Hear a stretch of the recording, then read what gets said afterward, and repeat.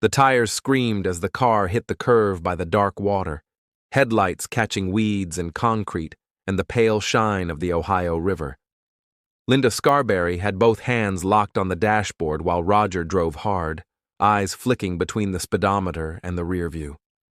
Something large kept pace above and behind them, a shadow with wings that flashed in and out of the light poles.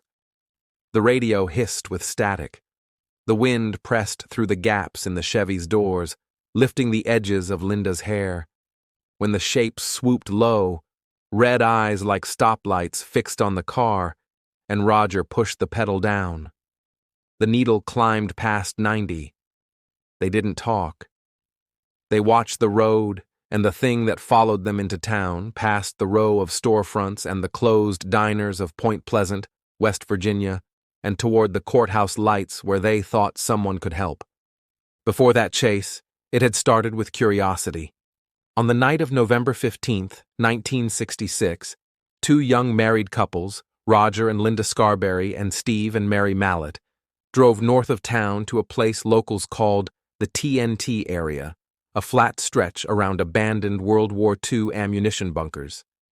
As the couples turned near the old power plant, they saw something in the headlights standing by a fence, a tall figure, human-shaped, with huge folded wings. When it unfolded its wings and lifted off, it cleared the fence in a smooth glide. They headed back to town. The shape followed, flying low and steady, keeping up as if speed meant nothing. They pulled up at the Mason County Courthouse and went straight to the sheriff's office. Deputy Millard Halstead listened to their overlapping story, the same details repeated with the same strain in their voices. A large winged thing, eyes glowing red, a chase from the TNT area into town. Halstead knew them and later said they weren't the kind of people to make it up. Officers drove out with them to the site, swept roads with spotlights, walked the gravel shoulders, and found nothing. But the couples kept insisting what they had seen had been real and close. The next day, more reports came in. Marcella Bennett said that when she arrived at a relative's home near the bunkers, she stepped from her car with a baby in her arms and saw a gray figure rise from the ground beside her, its eyes bright and fixed. She ran back inside and called for help, shaking so hard she could barely hold the phone. In Salem, West Virginia, Newell Partridge reported that his television picture broke into a pattern and a high-pitched noise filled the room just before he aimed a flashlight into his yard and saw two red points of light near his barn. Later, he said his dog vanished. People around the Ohio Valley began to talk about a monster. Newspapers gave it a name that stuck: Mothman. Through the fall and winter of 1966, the TNT area turned into a nighttime gathering place for teenagers, reporters, and people who wanted to see something strange. Local police grew tired of clearing crowds. Other nights, callers flooded the sheriff's line with frantic descriptions of wings, red eyes, and something perched on a branch or a rooftop. Drivers said a figure flew alongside their cars and paced them at highway speeds. A wildlife expert suggested it could be a large bird seen in bad light, maybe a sandhill crane blown off course. The explanation did not quiet the town. By winter, the story drew investigators and authors. John Keel arrived and began knocking on doors, collecting taped interviews, and posting notes at the courthouse asking witnesses to contact him. He described late phone calls, deadlines, and what witnesses called strange men in dark suits who asked questions at odd hours. Keel recorded warnings he believed pointed to something terrible on the river.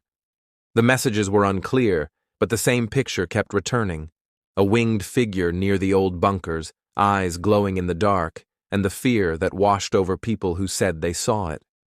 As spring came and went, some witnesses said the creature had moved along the river toward the bridges. Others stopped talking, afraid of being mocked or being visited at home late at night by strangers with too many questions. People went to work, shopped on Main Street, and drove the same roads they drove before the sightings. Officers took calls and wrote reports. Teenagers packed into cars after football games and headed north to see if they could scare themselves in the TNT area. The town learned to hold its breath a little whenever the phone rang after dark.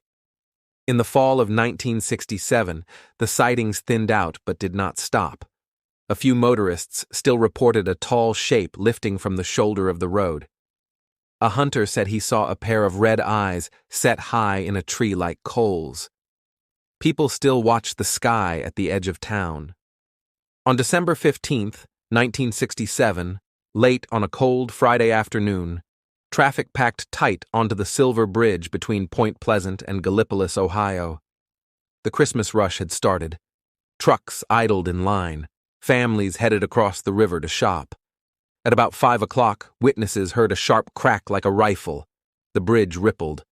A main chain let go. In seconds, the deck folded, the towers buckled, and cars slid and dropped. Metal screamed. In less than a minute, the center fell into the river with 46 people trapped in cars or thrown into the black water. Sirens echoed up and down the valley. Divers worked into the night. The official investigation took months.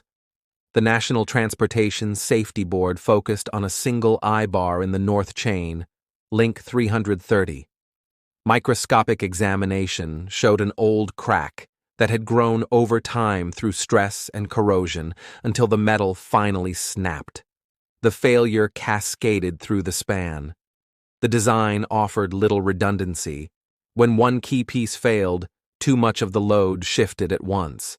The cause had nothing to do with omens or warnings. It had everything to do with a hidden flaw and a winter afternoon when traffic weighed heavy on a 40-year-old bridge.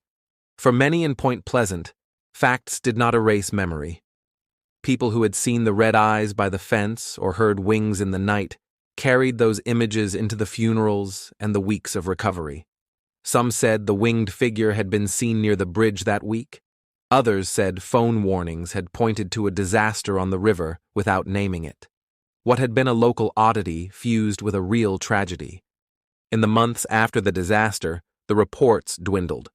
A new bridge would be designed with thicker safety margins and inspections focused on the kind of hidden crack that had brought the old one down. Skeptics pointed to cranes and owls, to fear turned into a face by darkness. Believers kept their clippings and tapes. The story settled into a fixed arc. The first sighting on a cold November night, the crowded months of fear and pursuit, and the December collapse that left a town with something heavier to carry. Today, archives hold the case files, the taped interviews, and the photographs of the Silver Bridge rising clean above the river before it folded on itself. Engineers still teach the failure of the eye-bar as a lesson in redundancy and inspection. In Point Pleasant, a statue stands near the river with long wings and the forward tilt of the neck witnesses described. Ask the people who were there, and they will tell you about flashing red eyes near a fence by the old bunkers and about a Friday when the bridge went down and the air filled with sirens. The sightings began in mid-November 1966. The collapse came on December 15, 1967.